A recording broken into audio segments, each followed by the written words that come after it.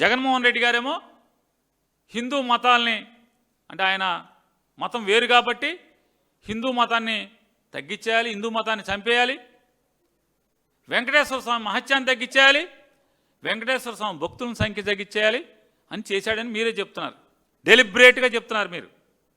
చంద్రబాబు నాయుడు గారు డెలిబ్రేట్గా చెప్తున్నారు. మీరు చెప్పారు మధ్యాహ్నం. మరి ఇప్పుడు మీరే మతం అని, మీ మతం ఏంటి చంద్రబాబు నాయుడు గారు? మీరు ఏ మతం కోసం, ఏ మతాన్ని, వెంకటేశ్వర స్వామి యొక్క మహత్యాన్ని, భక్తుల నమ్మకాన్ని తగ్గించటానికి ఈ మీరు చెప్పినటువంటి జంతు కొవ్వు, మీరు వెనక్కి తిప్పి పంపించిన జంతు కొవ్వు, నాసిరకం ఇంగ్రీడియంట్స్తో ఉన్నటువంటి 4 లారీల సరుకుని ప్రసాదం చేసి దేవుడికి నివేదన పెట్టి దాన్ని భక్తులకు పంచిపెట్టారు.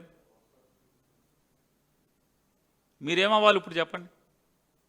సరే, జగన్ మట్టి కొట్టుకుపోవాలి, జగన్ సర్వనాశనం అయిపోవాలి, ఏమన్నా అయిపోవాలి, మీరేమవ్వాలంటున్నా? ఇది దుర్మార్గం కాదా అని అడుగుతున్నాను. నీచం కాదా మీకు? నీచం కాదా ఇది?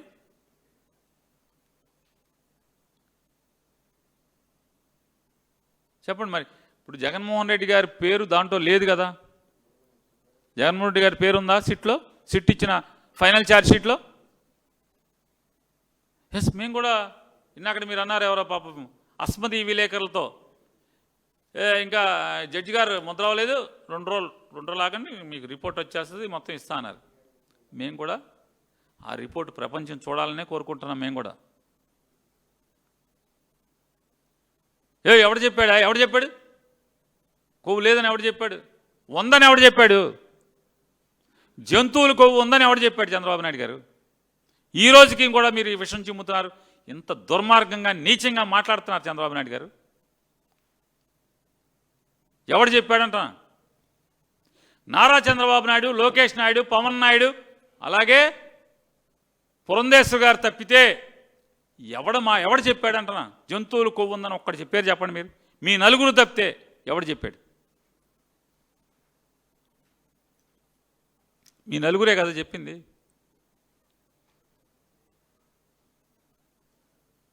ఆయన అంటాడు డబ్బుల కోసం సార్, డబ్బుల కోసం అంటున్నాడు. డబ్బుల కోసమా? ఆయన అంటాడు, ఈయన మామూలుగా వాహిని వారి పెద్ద మనిషి చంద్రబాబు నాయుడు గారు, లేదు డబ్బుల కోసం కాదు, మన మతాన్ని చంపేయటాకే, హిందూయిజాన్ని చంపేయటాకే, వెంకటేశ్వర స్వామి గుడికి జనం రాకుండా చేయటానికి జగన్మోహన్ రెడ్డి గారు కలిపి ఇదంతా చేస్తున్నాడు అని చెప్పి సుందోపు సుందరు. ఏం డ్రామా అసలు! మామూలుగా అసలు ఎరగదీసి ఆడుతున్నారు డ్రామాని.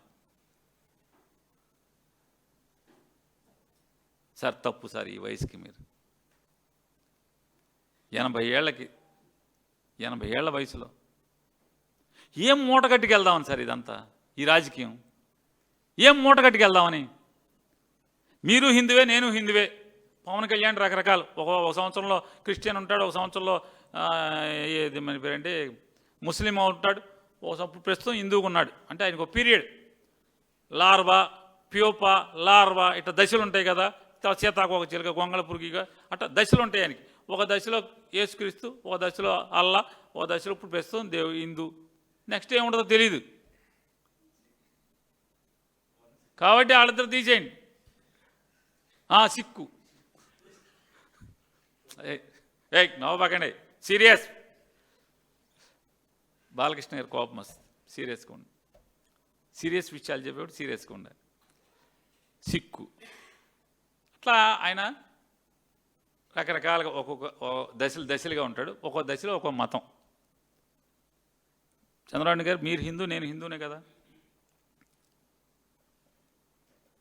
చెప్పండి ఇప్పుడు అసలు ఏంటి? అసలు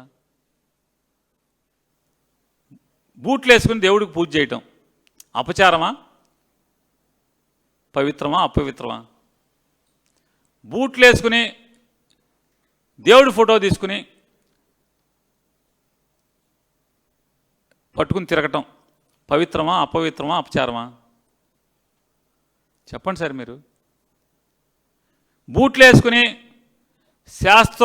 శాస్త్రోక్తంగా జరగాల్సినటువంటి, హైందవ సాంప్రదాయం ప్రకారం జరగాల్సినటువంటి శంకుస్థాపన, శంకు పెట్టి, పాల చెట్టు పెట్టి, పాలమండ పెట్టి, పసుపు కుంకుమ పూజ చేసి భూమి ఉన్నంత వరకు ఈ ఇల్లు చల్లగా ఉండాలని చెప్పని దేవుణ్ణి కోరుకునేటువంటి శంకుస్థాపన కార్యక్రమానికి బూట్లు వేసుకుని శంకుస్థాపన చేయొచ్చా? అపవిత్రమా, అపచారమా అది? చెప్పండి సార్. చూడండి, వారు పోస్తున్నారు, శంకు మీద పాలు పోస్తున్నారు. అదే చూడండి ఒకసారి, వారి షూ ఉన్నాయి లేకుండా, కవచకుండలాలు ఆయనకి, కర్ణుడి కవచకుండలాగా ఆయనకి బూట్లు కవచకుండలాలు. మీరు హిందూ, మేమందరం నమ్మాలి.